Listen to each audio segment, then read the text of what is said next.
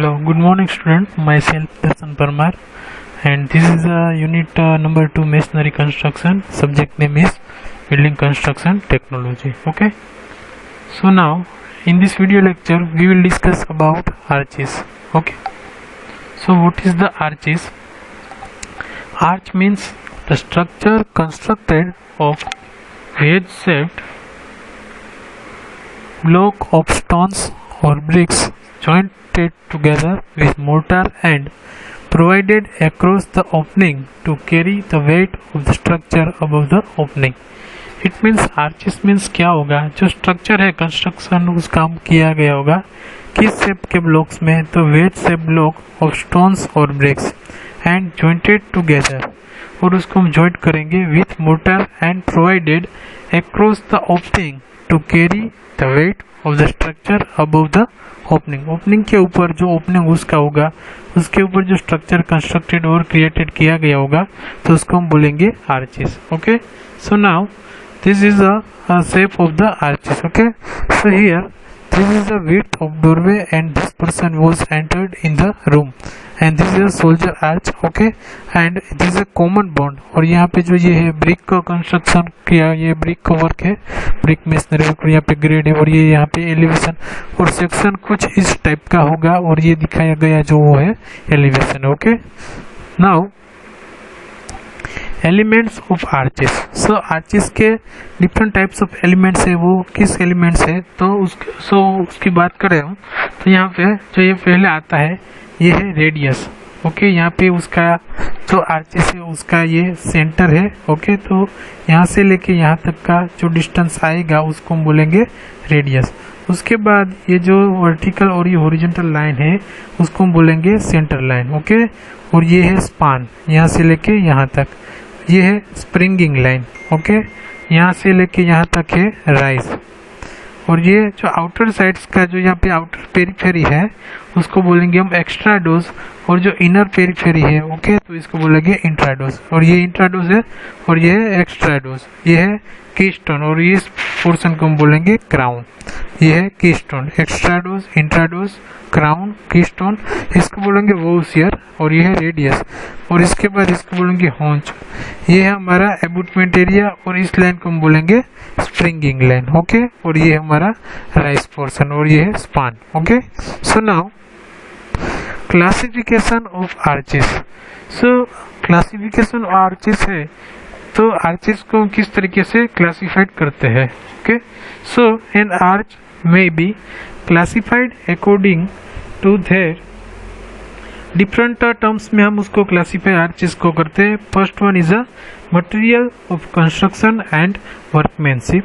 Second one shape of curve formed by their soffit or introduce, and third one is number of centers. okay, so यहाँ पे first one है वो है जो material of construction and workmanship है उसके हिसाब से हम आर्चेस का क्लासिफिकेशन करेंगे. सेकंड वन है shape of curve formed by their soffit और इंट्रोड्यूस के आधार पे उसका जो दूसरा क्लासिफिकेशन किया गया है. और थर्ड वन है नंबर ऑफ सेंटर्स, तो उसके सेंटर कितने हैं. Okay, so now we look forward on the next arches terms, a classification based on material of construction and workmanship. So according to the materials of construction and workmanship, the arches may be classified as following types. First one here, brick arches. In brick arches generally three types of brick arches: rough brick arches, etched brick arches and gauge brick arches. Now second one is a stone arches. Stone arches में double arches आएगा और दूसरा आएगा Slur arches, और third one है gazed arches.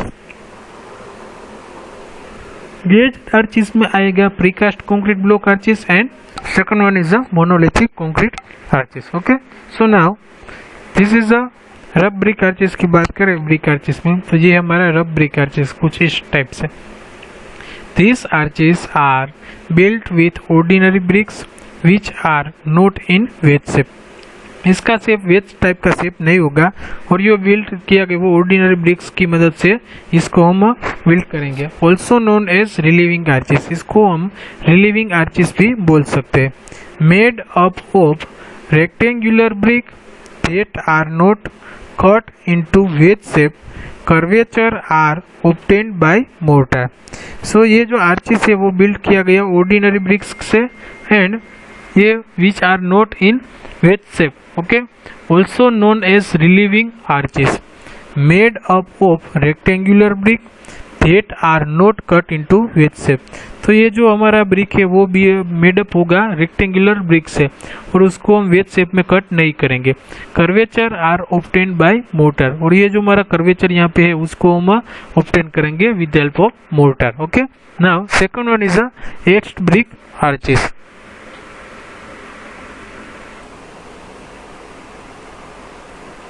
So in etched brick arches, so in bricks are cut to wedge shape. जो यहाँ पे ब्रिक्स हो गए उसका जो शेप होगा वो एक्स टाइप का होगा. Okay, and bricks are cut to wedge shape, उसको वेज शेप में हम कट करेंगे. Joints of arches are of uniform thickness. जो जॉइंट्स ऑफ आर्चेस है वो उसकी थिकनेस है वो यूनिफॉर्म होगी.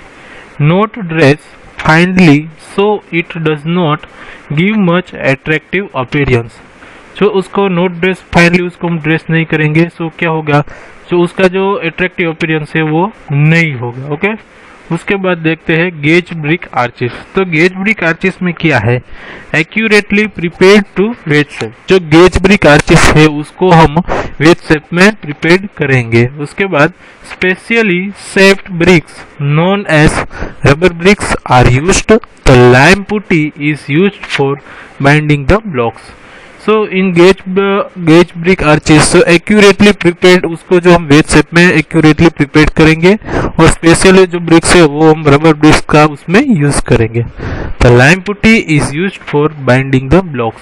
जो उसको ब्लॉक से उसको बाइंडिंग करने के लिए हम लाइम पुट्टी का यूज करेंगे. So uncut bricks with wedge shape mortar joints and bricks cut to a wedge shape and mortar joints of uniform thickness. After that rubble arches. So in rubble arches made of rubble stones which are hammered roughly to the shape and size of hosiers of the arch and fixed in cement mortar. तो जो rubble arches है वो made of rubble stones, वो rubble stones में made होगा and which are, उसको वो होगा वो किस तरीके से होगा, हैमर ड्रेस होगा एंड रफली उसका शेप वो रफ होगा एंड जो साइज ऑफ होसियर है आर्च का एंड जो उसको फिक्स करेंगे हम सीमेंट मोर्टार में. This arches are used for small span up to 1 metre. तो ये जो आर्चेस है उसको हम small span up to 1 metre के लिए उसका यूज हो सकता है. Okay, now second one is ashlar arches. So stones are cut to proper shape of hosier and are fully dressed, properly joined with cement or lime. तो एस्लर arches है उसमें जो स्टोन्स है उसको हम प्रॉपर शेप में कट करेंगे हाउसियर में एंड जो उसको ड्रेस यानी कि उसका जो शेप देंगे वो हम फुली जो स्टोन है उसको अच्छे से शेप देंगे एंड जो उसका जॉइंट है वो भी प्रॉपरली होगा विथ हेल्प ऑफ सीमेंट और लाइम की मदद से. तो voussoirs made of full thickness of the arch. जो यहाँ पे जो हाउसियर का यूज किया गया है वो फुल थिकनेस, उसका जो आर्च है उसका फुल थिकनेस यहाँ पे होगा. ओके, उसके बाद आता है प्रीकास्ट कंक्रीट ब्लॉक आर्चेस. तो यहाँ पे ये प्रीकास्ट ब्लॉक हो गए उसको यहाँ से हम ज्वाइन कर देंगे. तो इस तरीके से ये प्रीकास्ट कंक्रीट ब्लॉक आर्चेस हो जाएगा. Okay, so in precast concrete block arches used for small openings in buildings. जो बिल्डिंग्स होगा उसमें जो स्मॉल ओपनिंग्स देना हो तो उसके लिए हम प्रीकास्ट कंक्रीट ब्लॉक है उसका यूज कर सकते हैं. उसके बाद the hosiers in the form of cement concrete blocks are prepared in the form of cement concrete blocks are prepared in special molds. Generally the concrete blocks are used without reinforcement. तो precast concrete block arches है उसमें क्या होगा कि जो ये precast concrete block arches है वो एक टाइप है कंक्रीट आर्चेस का, और उसमें जो दो टाइप होते हैं precast concrete block arches and monolithic concrete block arches. तो जो स्मॉल बिल्डिंग में स्मॉल ओपनिंग्स के लिए प्रीकास्ट कंक्रीट ब्लॉक का यूज होगा. उसके बाद जो वॉशर है वो इन द फॉर्म ऑफ जो सीमेंट कंक्रीट फॉर्म में होगा ब्लॉक्स, और उसको प्रिपेयर करेंगे हम स्पेशल मोल्ड से and generally the concrete blocks are used without reinforcement. और उसमें जो कंक्रीट ब्लॉक्स है उसको हम यूज करेंगे विदाउट रेनफोर्समेंट में प्रीकास्ट कंक्रीट ब्लॉक आर्चेस का यूज होगा। Now second one is a monolithic concrete arches. जो कंक्रीट आर्चेस में दूसरा टाइप है वो है monolithic concrete arches. So constructed from cast in situ concrete either plain or reinforced depending upon the span and magnitude of loading.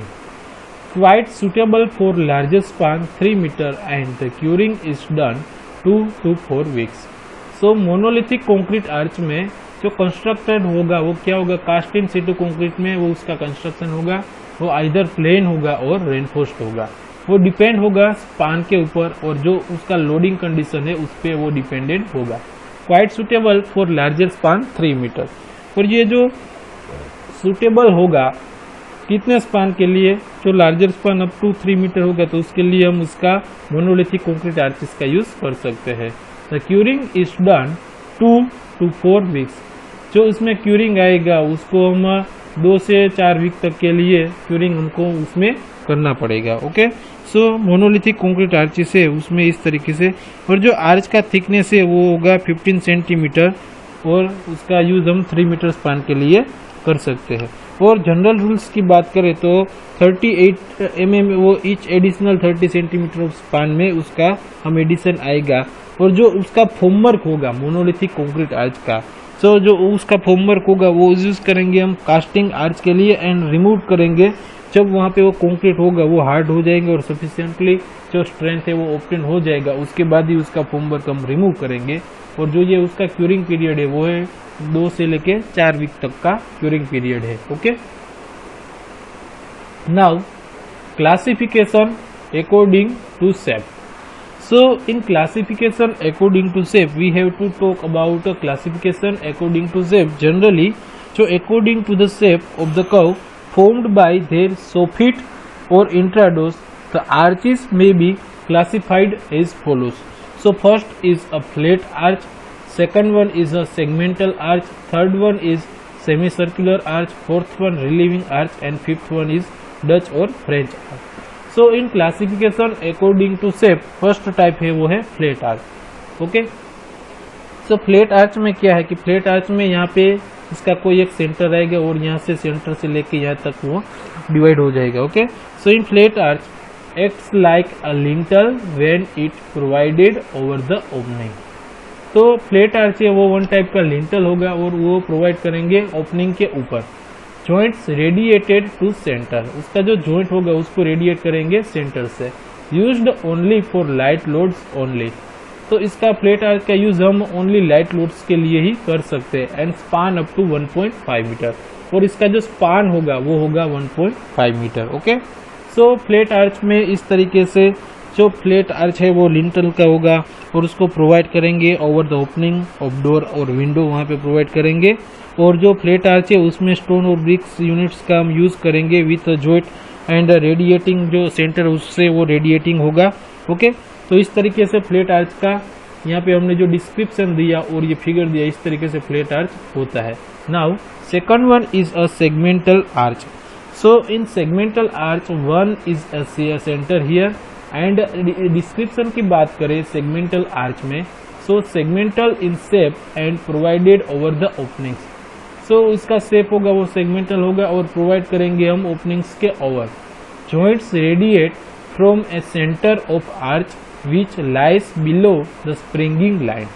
So इसका joints radiate होगा from a center of arch से and जो उसको लाई करेंगे below the springing line. Provided over lintel, lintel के ऊपर ये provide किया जाता है। Okay, so in segmental arch की बात करें तो इसका जो टाइप है वो सेगमेंटल शेप का है और जनरली प्रोवाइड हम बिल्डिंग्स के ओपनिंग्स के ऊपर प्रोवाइड करते हैं। ओके, और उसका जो जॉइंट्स ऑफ सेगमेंटल आर्च है उसको रेडिएट करेंगे सेंटर ऑफ आर्च से और which lies below the springing line, और स्प्रिंगिंग लाइन से उससे बिलो हम वो which lies below the springing line, springing line से वो नीचे की तरफ होगा। एंड वेन जो प्रोवाइड करेंगे over A lintel the segmental arch, वो उसका दूसरा नाम क्या है उसको हम रिलीविंग आर्च भी बोल सकते हैं। एंड जो थ्रस्ट ट्रांसफर होगा टू द एबटमेंट वो इंक्लाइन डायरेक्शन में हो जाएगा। Okay, so now another type is semi circular arch. Okay, so in semi circular arch इस तरीके का शेप सेमी सर्कुलर आर्च का होगा। The shape of the curve given to the arch soffit is semi circular. जो shape of the curve है वो arch soffit का वो सेमी सर्कुलर टाइप का होगा। And the centre of the arch lies on the springing line. The thrust transfer to the abutments is perfectly in vertical direction since the screw back is horizontal। तो यहाँ से ये क्या होगा कि यहाँ पे एक क्राउन पॉइंट होगा। ओके, ये स्प्रिंगिंग लाइन यहाँ पे वोसियर होगा, इंट्राइडोस एक्स्ट्राइडोस इस तरीके से कंपोनेंट टाइप का होगा। और ये हम देखा कि यहाँ पे आर्च सोफिट है वो सेमी सर्कुलर है और जो आर्च है सेंटर ऑफ आर्च है वो लाइस ऑन द वो स्प्रिंगिंग लाइन के ऊपर होगा। एंड जो थ्रस्ट है उसको ट्रांसफर करेंगे एबूटमेंट वो perfectly in vertical direction. And जो उसका स्क्यू बैक है वो आएगा horizontal. Okay, now another type is relieving arch। So in relieving arch, when wooden lintel is provided over the wider opening, a brick relieving arch is constructed above the lintel, relieving the load of masonry over lintel। So relieving arch में कुछ इस तरीके का shape होगा relieving arch में। And जो wooden lintel होगा, when wooden lintel is provided over the wider, जो वाइडर ओपनिंग है उसके ऊपर हम जो वुडन लिंटल है वो प्रोवाइड करेंगे। एंड जो ब्रिक रिलीविंग आर्च कंस्ट्रक्ट किया गया होगा above the lintel and relieving the load of masonry over lintel. और जो मेसनरी के आधार पे मेसनरी का यूज करके लिंटल पे हम इसका लोड है वो रिलीव करेंगे। तो इस तरीके से इसको हम रिलीविंग आर्च भी बोल सकते हैं। Now next type is Dutch और फ्रेंच आर्च। सो डच और फ्रेंच आर्च में क्या आएगा, similar to the flat arch in design but differs in shape. So in Dutch और फ्रेंच आर्च जो सिमिलर है वो फ्लैट आर्च वो डिजाइन किया गएगा और जो डिफर्स है वो शेप में डिफर होगा। एंड मेथड ऑफ कंस्ट्रक्शन है उसमें भी वो डिफर होगा। Suitable for small opening, small opening में ये सूटेबल होगा। ओके, तो इस तरीके से डच और फ्रेंच आर्च में क्या आएगा कि इस का डच और फ्रेंच आर्च का इस टाइप का शेप होगा। ओके, यहाँ से एक सेंटर इस तरीके से आएगा, एक सेंटर इस साइड से आएगा। तो यहाँ पे अपोजिट डायरेक्शन में जो ये ब्रिक टाइप का जो लुक है वो यहाँ पे दिखाई जाएगा। और जो फ्लैट आर्च है वो उससे ये सेम डिजाइन है, बस उसका ये यहाँ पे डिफरेंस क्या है, इसका डिफरेंस ये है कि यहाँ पे जो उसका शेप है और मेथड ऑफ कंस्ट्रक्शन है वो टोटली डिफरेंट है और ये सूटेबल होगा फॉर स्मॉल ओपनिंग के लिए। Okay, now classification based on number of centers। So in classification based on number of centers, generally 5 types of classification of number of center। First one is a one centered arch, second one is two centered arch, third one three centered arch, fourth one is a four centered arch and fifth one is a five centered arch। So in one centered arch में क्या होगा कि one centered arch है उसमें क्या आएगा कि उसमें उसका एक ही सेंटर होगा। टू सेंटर्ड आर्च में क्या आएगा कि उसमें टू सेंटर आएगा और जो पॉइंट आर्च है वो उस कैटेगरी में सेमी इलिप्टिकल आर्च होगा और फ्लोरेंटाइन आर्च होगा। तो उसमें टू सेंटर्ड आर्च है उसका यूज होगा। इलिप्टिकल आर्च अगर आएगा तो उसमें थ्री सेंटर्ड आर्च का यूज होगा। और फोर सेंटर आर्च है वो वेंटियन आर्च है वो एग्जाम्पल है फोर सेंटर आर्च का। और ट्यूडोर आर्च है वो भी एक एग्जाम्पल है। फाइव सेंटर आर्च में क्या है कि जो फाइव सेंटर आर्च है उसमें फाइव सेंटर्स आएंगे और उसका शेप है वो गुड इलिप्टिकल शेप टाइप का होगा। तो इस तरीके से हमने इस वीडियो लेक्चर में आर्च के बारे में डिस्कस किया। ओके, तो आर्च में क्या था कि हमने पहले आर्च का डेफिनेशन देखा, उसके बाद आर्च इस टाइप का और वहाँ पे आर्च में कंपोनेंट उसके कौन कौन से है, उसके बाद elements of arch, crown, extrados, intrados, voussoir, keystone, haunch, rise, springing line, abutment area. Okay, so elements of arch के बाद क्लासिफिकेशन ऑफ आर्चेस, उसमें three types classification, material of construction in workmanship, shape of curve formed by their soffit or intrados, number of centres. Okay, brick arch, stone arch and gauge arch. Rough brick arches में axe brick arches, gauge brick arches, okay, rubble arches, उसके बाद ashlar arches, precast concrete block arches, monolithic concrete arches, classification according to shape and उसके बाद classification according to shape, उसके बाद आएगा classification based on number of centres. तो इस तरीके से ये वीडियो लेक्चर को हम यहाँ पे ओवर करते हैं। Thank you.